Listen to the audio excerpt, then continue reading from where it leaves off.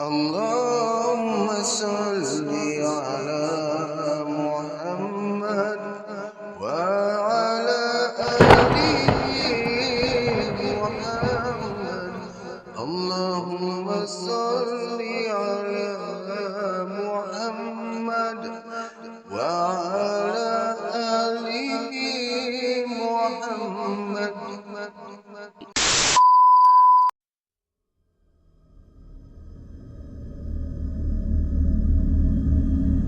Radio 12 Malam.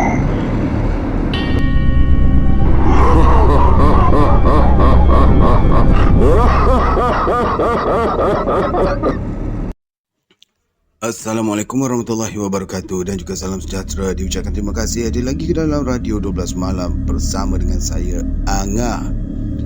Semoga yang mendengar kisah-kisah daripada yang telah saya bacakan, daripada Tok Awanga, Tak Majalis dan sebagainya ini, dimurahkan rezeki, dilimpahkan rahmat, insya-Allah dipermudahkan segala urusan, insya-Allah, amin ya rabbal alamin. Baik, tak nak baca panjang, kita akan teruskan dengan kisah daripada Tak Majalis episod yang ke-57 yang bertajuk Sumpah Selendang Merah. Saya lihat Datuk kurang senang dengan arahan yang diberikan oleh Sarjono pada saya. "Ayo, orang muda." Suara Sarjono lembut. "Cucu saya ni masih bodoh, Pak. Dia harus belajar. Mungkin di masa akan datang dia tidak akan berhadapan dengan perkara yang semacam ini. Tapi jangan dibimbang. Biarkan dia lalui pengalaman ini. Setidak-tidaknya akan jadi bahan sejarah untuk dirinya. Ayo." Sarjono menggosok-gosok kepala saya. Badan saya menggeletar. Takut dan bimbangnya Tuhan saja yang tahu.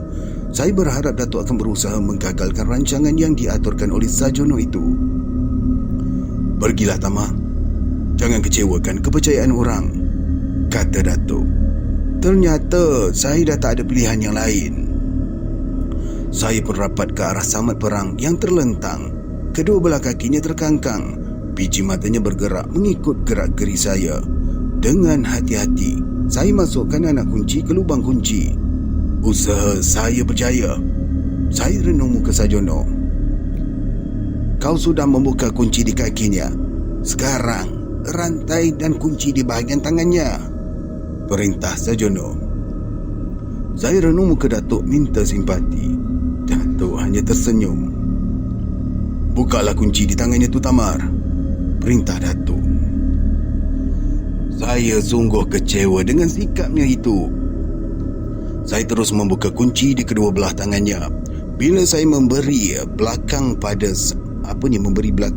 samat perang. Memberi, apa maksud dia memberi ni? Mungkin dia nak masukkan bangun kot. Bila saya bangun pada belakang pada samat perang ni, maksud dia macam tu. Saya terasa ada sesuatu yang menghentak pada pangkal belikat saya. Saya terjerumus di ujung lutut Sarjono. Samat perang mula melompat dan menari. Tidak ubah macam orang berjoget. Dah nama pun menari, memanglah berjoget kan? "Bangun nak, bangun. Kau jatuh sendiri tu. Orang yang sakit tidak menendangmu. Ada orang lain yang membuatnya." Sarjono melekapkan telapak tangan kanannya di dahi saya. Badan saya tak terasa sakit. Malah macam tak ada apa-apa yang berlaku pada saya. Saya segera duduk di sebelah Datuk. Sarjono terus merenung dengan renungan yang tajam dan marah. Samat perang pun berhenti menari. "Duduk di sini," kata Sarjono. Samat perang pun terus duduk. Sarjono mengeluarkan rotan seni sepanjang 6 inci dari celah pinggangnya. Badan samat perang dipukulnya 5 kali berturut-turut. Kemudian dia menentang biji mata samat perang. Samat perang angkat kepala dan terus menentang mata Sarjono dengan wajah yang bengis. Sarjono tetap tenang dan matanya tidak berkedip memanah ke mata samat perang. Saya lihat seluruh badan samat perang menggeletar dan akhirnya rebah atas lantai. "Bangun, hei, tantang mata saya ni," kata Sarjono. Samat perang berusaha bangun. Percubaannya itu tetap gagal. Setiap kali dia bangun, setiap kali itu pula dia rebah. Mukanya nampak pucat. Kedua-dua belah cuping telinganya nampak kecut. Awak bangun perlahan-lahan Samad dan kemaskan sila tu. Duduk menghadap saya ni, ucup Sarjono dalam nada suara yang lembut. Cukup sukar Samad Perang mematuhi arahan Sarjono itu. Setelah mengempas pulas, akhirnya Samad Perang berjaya duduk bersila di hadapan Sarjono. Saya dah 2 kali mengucap. Datuk dan Mama Bukit tidak berkata apa-apa. Mereka cuma memerhati dengan penuh teliti segala gerak-gerik Sarjono dan Samad Perang. Sarjono merenung muka Datuk dan Mama Bukit. Mereka berbalas senyum. Sarjono rapat pada Samad Perang. Yang jahat, yang baik semuanya keluar. Suara Sarjono meninggi. Samad Perang rebah kembali, tidak sedarkan diri. Tidak ada sesuatu yang dilakukan oleh Sarjono untuk menyadarkan Samad Perang daripada pengsan. Biarkan saja dia sedar sendiri, beritahu Sarjono pada Mama Bukit dan Datuk. Isteri Samad Perang sandarkan badan ke dinding dengan wajah yang tenang. Malam bertambah tua, udara terasa amat dingin sekali. Sayu-sayu kedengaran kokokan ayam, bunyi burung hantu dan campur tidak kedengaran lagi. Suara cengkerik juga tidak sehebat tadi. Sesekali terdengar bunyi dedaun rumbia di pinggir rumah berlaga sama sendiri disentuh angin malam yang bertiup. Samad Perang sedar dari pingsan. Dia terus duduk dalam keadaan yang amat letih sekali. Sarjono tersenyum sambil menggosok-gosok kedua belah telapak tangannya. Kemudian Sarjono membetulkan letak songkoknya yang sengit. Kain pelikat berpetak besar yang tersangkut di bahu kanan diubah ke bahu kiri. Yang jahat kau jangan datang, yang baik berumah saja dalam diri. Cukup lantang suara Sarjono. Mukanya kelihatan merah padam. Anak rambut di kiri kanan pelipisnya bergerak-gerak. Samad Perang jatuh pingsan sekali lagi.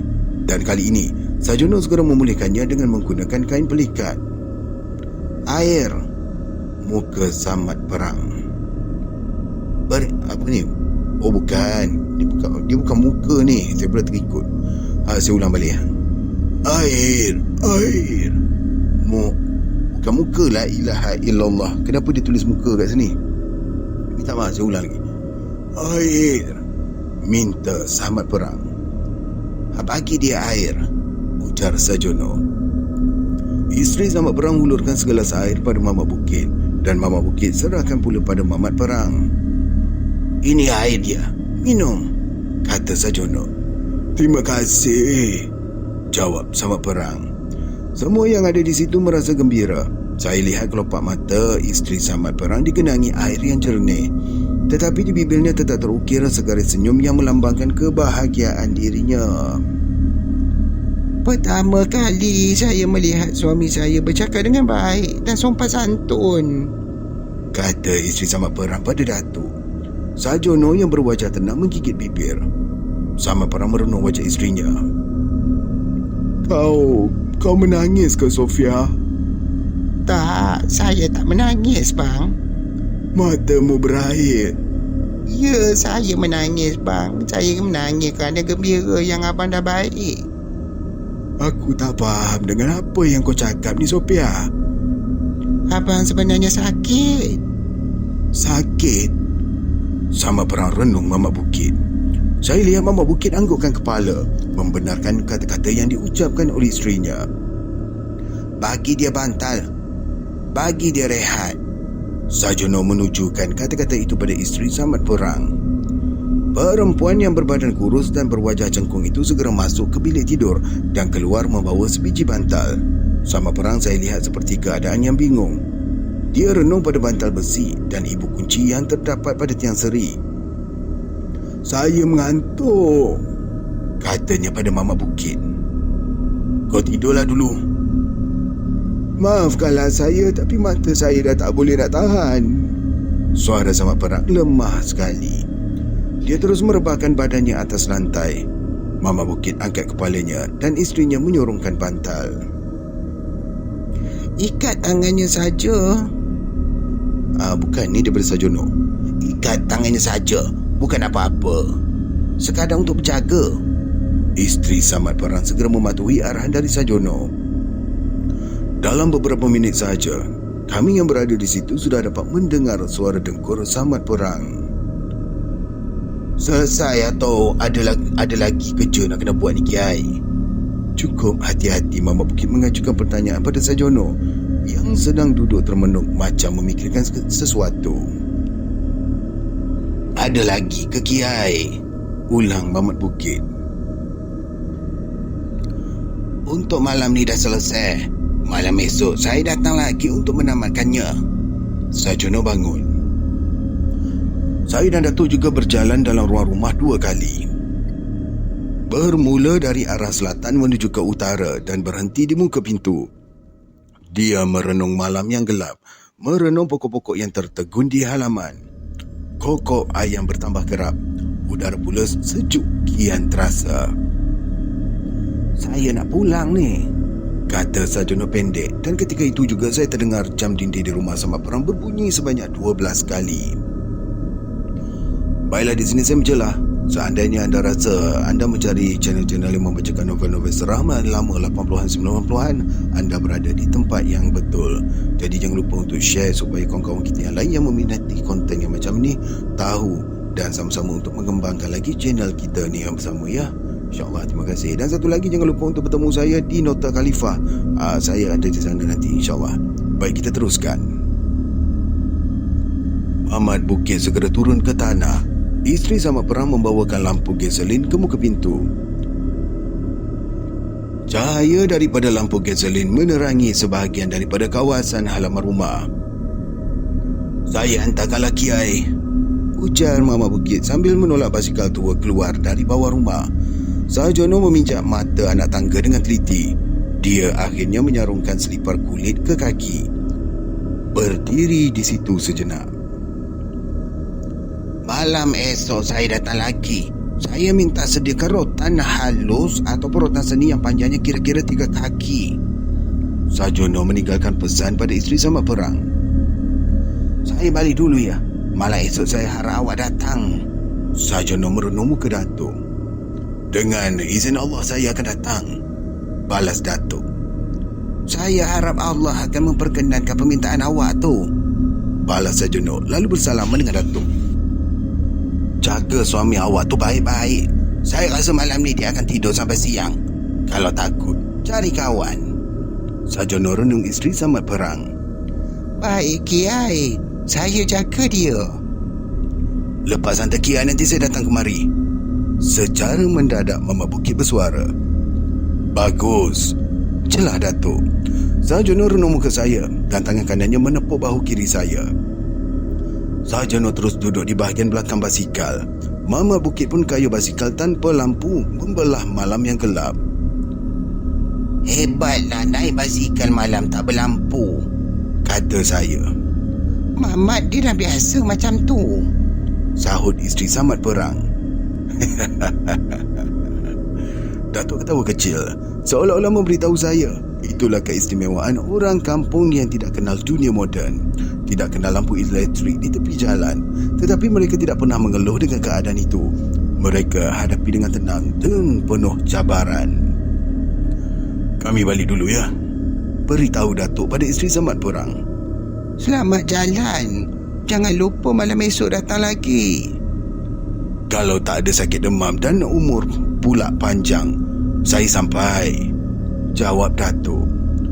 Saya dan Datuk sampai ke rumah hampir pukul 1 subuh.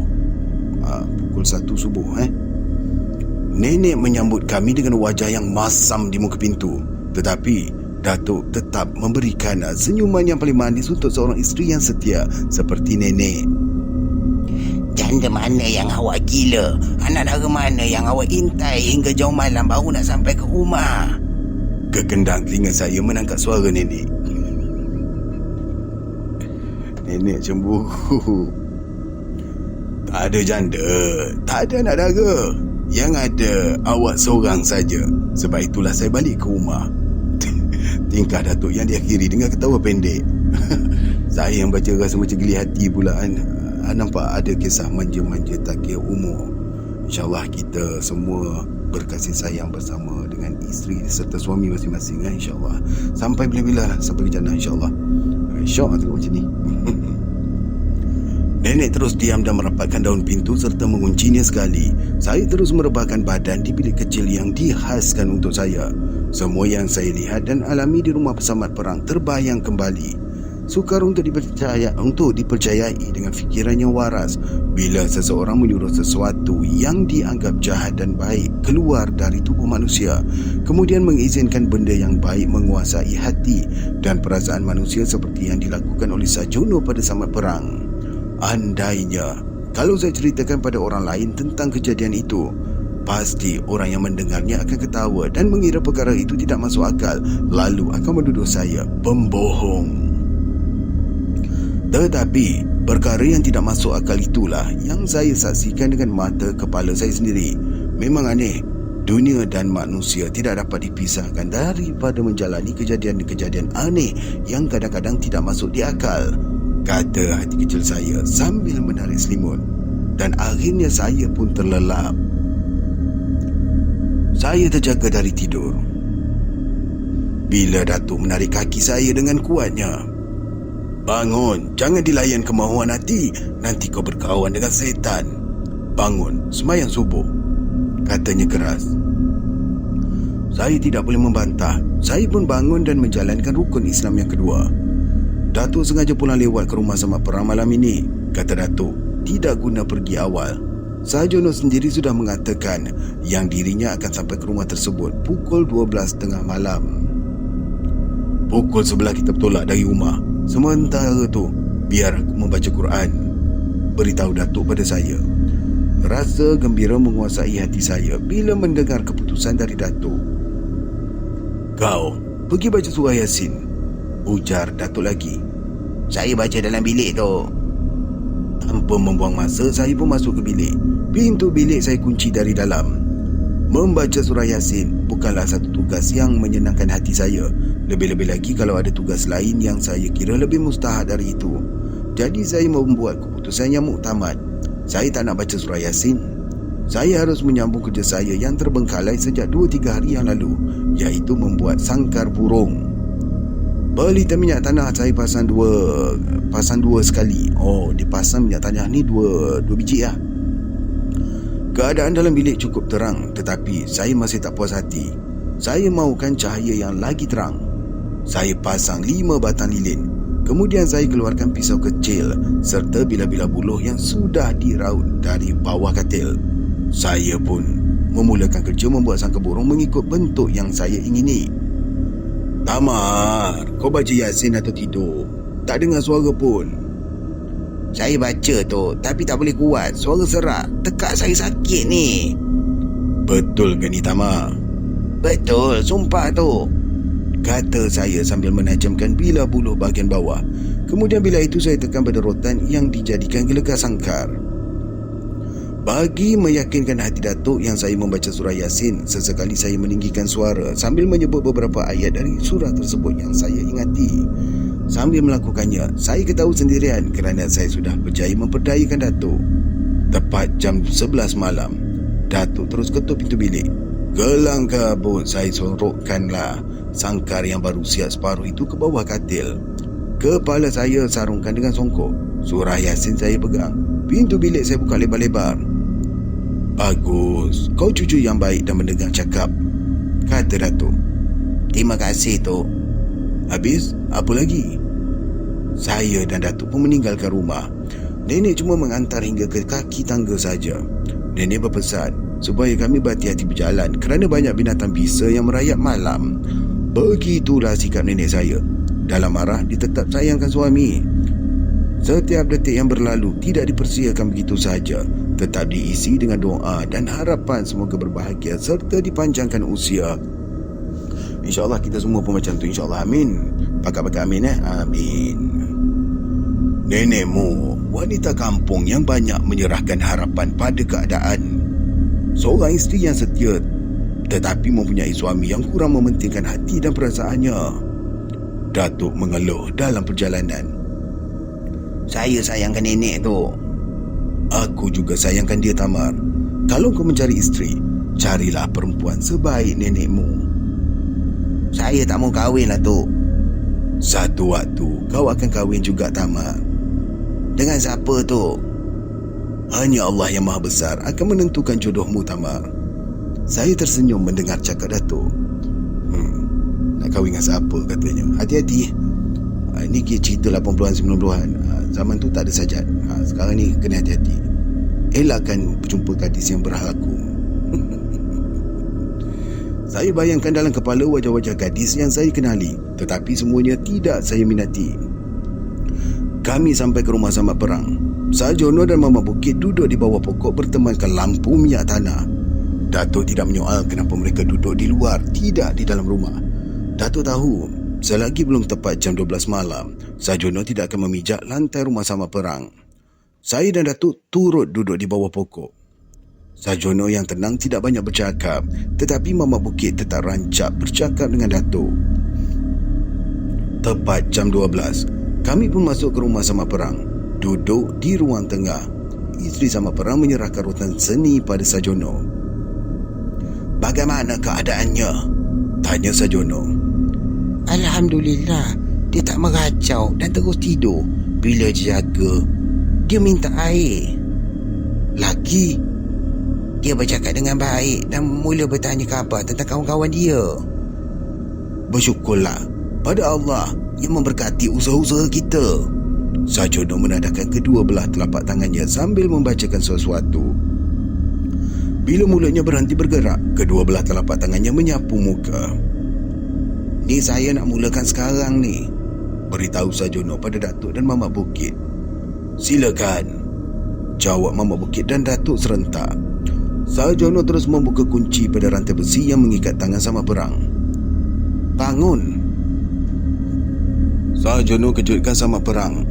Tergesa-gesa Samad Perang gosok kelopak mata serta duduk bersila di hadapan Sarjono. Tangan kanan Samad Perang dijamah oleh Sarjono. Tiap sendi jejari tangan itu dipijitnya berkali-kali. Kemudian Sarjono mengikat jejari tangan kanan itu dengan rotan seni. Bila dirasakannya ikatan itu sudah cukup kejap, Sarjono terus merentapnya dengan kasar sekali. Samad Perang kelihatan cemas. Wajahnya berkerut menahan rasa sakit. Samad Perang terus menjerit dan meronta-ronta.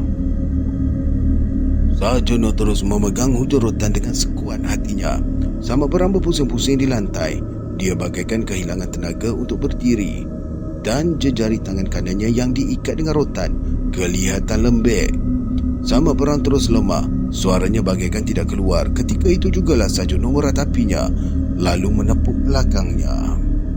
Saya lihat Samad Perang terus ke aku, macam patung kayu, tetapi kelopak mata masih boleh dipejam celikkan. Setan masih mahu mengganggunya lagi. Sarjono renung muka Mamat Bukit. Cepat-cepat Mamat Bukit menganggukkan kepala. Datuk juga begitu. Samad Perang rebah perlahan atas lantai, tetapi Sarjono segera memulihkan badan Samad Perang yang lemah itu dengan melucutkan rotan yang mengikat kelima-lima jari kanannya. Samad, kata Sarjono, kau kenal dengan saya? tak kenal. Awak siapa? Saya ni Sarjono, datang untuk usaha memulihkan sakit dan Allah izinkan usaha itu. Kau dah beransur sembuh ni. Terima kasih. Ingat Samad, Allah itu maha besar, maha mengetahui. Tak ada kuasa yang boleh mengatasi kuasa Allah. Penunggu itu setan sebenarnya. Saya faham, kata Samad Perang. Sarjono tersenyum merenung kami. Dia menyerahkan rotan yang telah digunakannya pada isteri Samad Perang. Dia pun membacakan doa kesyukuran pada Allah yang telah memberkati segala usahanya itu. Hantarkanlah saya pulang. Sarjono mengemukakan pertanyaan pada Mama Bukit yang bersandar di dinding. Terlalu cepat nak balik ni, kata Datuk pula. Muka Sarjono direnungnya lama-lama. Sarjono membetulkan songkoknya dan hujungkan pelikat di bahu dirabanya berkali-kali. Niat dari rumah ni untuk nolong orang. Bila niatnya dah tercapai, mesti pulang. Hidup tidak boleh banyak cabang, nanti ditumpangi syaitan. Sarjono memberikan ceramah pendek. Datuk menganggukkan kepalanya. Apa puncanya sakit kawan saya ni, Kiai? Mama Bukit menyoal. Amalan yang baik, tersilap langkah, itu sajalah silapnya. Maksud Kiai? Saya cuma dapat memberitahu setakat itu saja. Sarjono pun bangun melangkah menuju ke ambang pintu. Mama Bukit segera memintas di hadapannya dan terus menuju ke tanah. Dalam beberapa minit saja Mamat Bukit sudah sedia dengan basikal buruk di kaki tangga. Semoga Allah akan memberkati perjalanan awak ni. Suara Datuk pendek. Mudah-mudahan, jawab Sarjono. Mama Bukit pun kayuh basikal. Saya dan Datuk berpandangan. Ketika itu juga saya terdengar suara dari isteri Samat Perang menyuruh kami duduk untuk minum kopi panas. Permintaan itu tidaklah kami hampakan. Samat Perang yang sudah pulih itu turut sama duduk dekat dengan Datuk. Terlalu banyak yang Samat Perang tanyakan pada Datuk berhubung dengan dirinya. Semua pertanyaan itu tidak perlu dijawab oleh Datuk. Isterinya menjelaskan kedudukan yang sebenar. Di malam yang singkat itu, tanpa diminta oleh sesiapa pun, Samat Perang menceritakan pada Datuk dan saya bagaimana nama Perang tercantum di hujung namanya. Menurut Samat, gelaran Perang di hujung namanya itu diperolehi waktu zaman darurat dahulu. Nasib baik saya sebut Samat Perang. Kalau Samat Perang, memang lari jauh benar nanti. Ketika itu dia berkhidmat dalam pasukan keselamatan. Saya jadi polis di bahagian jungle squad. Oh, ni dia yang masuk dialog ni. Dialog dia ni. Baik, saya ulang balik. Saya jadi polis di bahagian jungle squad. Setiap kali saya membawa orang-orang saya masuk hutan, pasukan yang saya pimpin selalu terkena serangan ni, dan sejak itulah nama saya ditambah dengan perkataan perang. Kerana bila masuk hutan je, saya mesti berperang dengan komunis, kata Samat Perang dengan nada suara yang rendah, tetapi wajahnya tetap membayangkan rasa bangga dan megah. Samat Perang juga memberitahu kami, ketika berkhidmat dalam pasukan keselamatan jugalah dia belajar ilmu yang bertujuan untuk mempertahankan dirinya dari serangan pihak musuh. Apa ilmu yang kau belajar? Tanya Datuk. Ilmu kelbal. Saya juga mandi minyak dan lain-lain lagi hingga kan saya diberikan oleh guru selendang merah. Di mana kau belajar semuanya tu? Waktu saya bertugas di Cincin, Melaka. Apa yang kau dapat dari ilmu yang kau tuntut tu? Bila saya masuk hutan, saya pakai selendang merah. Komunis tak sanggup menentang pasukan yang saya pimpin terlalu lama. Datuk terdiam mendengar keterangan dari Samat Perang. Isterinya tersenyum mendengar cerita suaminya. Samat Perang nampak bersih. Biji matanya merenung tulang bumbung rumah 2-3 kali. Dulu, suami saya patuh dengan syarat yang diberikan oleh Maha Guru. Tetapi, sejak dia berhenti, semua syarat-syarat itu dah dilupakan. Tiba-tiba isteri Samat Perang bersuara.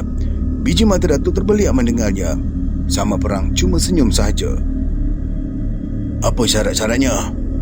Datuk mula mencungkil rahsia.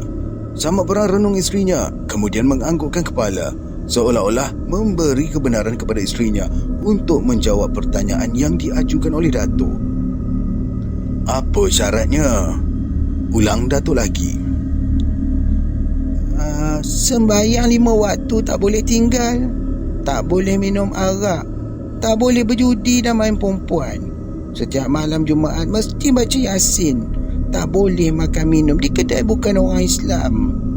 Cukup lancar, isteri Samat Perang bercakap. Saya lihat Samat Perang terdiam. Wajahnya nampak kesal. Sesekali dia menarik nafas panjang, membayangkan rasa hampa dan kecewa di dalam hati. Semuanya saya langgar. Saya minum arak. Saya berjudi. Saya percaya pada perkara-perkara tahyul. Akibatnya, saya tanggunglah sekarang. Saya menyesal, kata Samat Perang. Saya simpati dengan nasib malang yang menimpa diri Samat Perang. Tetapi bila saya fikirkan yang dirinya gagal memenuhi syarat-syarat yang dicarinya sendiri, rasa simpati itu mula hilang. Mulai sekarang ni, ikut pesan guru kamu yang baik tu dan buanglah perangai yang tak baik dari dirimu. Datuk melahirkan nasihat. Datuk minta diri untuk pulang. Sama Perang dan isterinya mengizinkan permintaan Datuk itu. Bila saya dan Datuk berada di halaman rumah, Mama Bukit pun tiba. Mukanya berpeluh dalam kedinginan malam. "Bagaimana keadaan dirinya?" Mama Bukit bersuara. "Nampaknya sihat dan elok," kata Kiai. "Dia akan pulih betul dalam seminggu dua ini." Kiai itu juga bagi tahu saya, guru tempat Sama Perang belajar ilmu dulu, sepupunya. "Apa pesannya? Ilmu yang dituntut sudah luput. Pesan yang baik mesti diikut. Kalau tidak diikut, kalau tidak diikut, syaitan datang lagi." "Oh ni, ini dialog Mama Bukit ni." "Apa pesannya? Ilmu yang dituntut sudah luput. Pesan yang baik mesti diikut. Kalau tidak diikut, syaitan akan datang lagi." "Sepupunya masih ada lagi ke?" "Dah balik ke Tanah Jawa." Datuk bersalaman dengan Mama Bukit. Kami tinggalkan halaman rumah Samad Perang ketika Mama Bukit memijak anak tangga yang pertama. Angin malam terus bertiup lembut menggugurkan dedaun tua. Kokok ayam mula kedengaran sayup-sayup. Saya dan Datuk terus melangkah dengan tenang. Waktu saya dan Datuk sampai ke rumah, nenek masih belum lagi tidur. Dia menunggu kami pulang untuk makan malam bersama. "Nasi dan lauknya masih panas. Baru selesai dimasak. Saya dah agak dah. Awak dengan cucu mesti pulang dalam waktu macam ni," kata nenek lalu duduk di sisi Datuk. Kami makan dengan penuh selera, meskipun malam sudah terlalu dekat menuju ke pagi. Sebulan kemudian, saya dan Datuk mengunjungi rumah Samad Perang. Keadaannya sudah banyak berubah. Tidak mudah naik darah. Wajahnya kelihatan tenang dan berhati-hati bila bercakap. "Sejak malam tu saya dah insaf. Saya berkawan baik dengan Sajono. Saya belajar ilmu mengubat orang sakit dengan menggunakan rotan," beritahu Samad Perang pada Datuk. "Sekarang ni kau mahu jadi dukun pula ke?" "Saya dah belajar. Kalau ada anak buah saya mengalami sakit macam tu, bolehlah saya gunakan ilmu yang saya tuntut." "Bagus. Apa, kau tak pernah ke hutan lagi ke untuk mencari rotan?" "Saya dah berhenti. Biarkan je si Mamak Bukit dan kawan-kawannya membuat kerja tu." "Habis tu kau buat apa sekarang?" "Saya mengusahakan tanah di belakang rumah. Saya tanam pisang dan geledek. Inilah sumber rezeki saya." "Pelik?" "Tak pelik. Saya tak mahu buat kerja maksiat." Maksud awak?" "Masa mencari rotan dulu, sayalah kepala memuja tunggul buruh, pokok besar untuk mencari kekayaan." "Aku tak fahamlah, Samad." "Saya ni jadi kepala menurun nombor ekor. Memang kami berjaya dapat duit ekor sampai 5-6 ribu. Tapi duit habis macam tu je. Duit haram tetap panas." Samad Perang mengeluh. Datuk tersenyum kerana sudah mengetahui rasa sebenar kenapa Samad Perang menentang bermati-matian ketika dia menyertai rombongan Muhammad Bukit mencari rotan dahulu. "Sudahlah Samad, lupakanlah semua tu," kata Datuk dengan tenang. Samad Perang ketawa. "Sebulan 2 lagi saya nak pindah ke Kuala Lumpur. Anak saudara saya mengajak saya ke sana. Katanya di sana ada banyak peluang untuk berniaga." Terkejut juga saya mendengar cakap Samad Perang itu. Saya harap apa yang diucapkannya itu tidak menjadi kenyataan. "Kau bergurau atau sungguh-sungguh ni?" tanya Datuk. "Apa yang dicakapkannya itu betul. Saya dah pergi ke Kuala Lumpur. Saya dah menandakan tanah untuk dibuat rumah. Anak saudara saya yang buatkan semuanya ni," jawab isteri Samad Perang. "Di mana? Di Kuala Lumpur tu kan luas." Soal Datuk lagi. "Di kampung Nakhoda dekat Batu Cave. Pacatlah rumah dulu sementara nak bertapak. Malam saya jual mi, siang Samad menjual ikan dan sayur dekat pasar Selayang." Banyak modalnya tu." "Anak saudara yang keluarkan modal dulu," tambah isteri Samad Perang. Beberapa bulan kemudian, Samad Perang dan isterinya pindah ke Kuala Lumpur. Berita terakhir yang saya dengar ni, banyak typo ni. Berita terakhir yang saya dengar dari kawan-kawannya, Sama Perang sudah menjadi ahli perniagaan yang berjaya di kampung Nahoda. Tanah haram yang didudukinya sudah menjadi miliknya sendiri. Dia mendirikan rumah batu 2 tingkat. Sama Perang banyak menghabiskan masa lapangnya pula di masjid. Saya gembira mendengar berita itu dan berharap Sama Perang tidak akan jatuh dalam dunia perniagaannya. Kalau dia jatuh, saya bimbang dia akan membuat kerja lamanya, iaitu menyembah tunggul dan pokok-pokok besar untuk meminta nombor ekor. Allah memberikan jalan yang baik untuknya. Semoga dia akan jadi manusia yang berguna pada agama. Saya senang dengan cara saya mencari rezeki dengan memanjat bukit untuk mencari hutan, kata Mamat Bukit bila dia mendengar berita tentang kawan karibnya itu.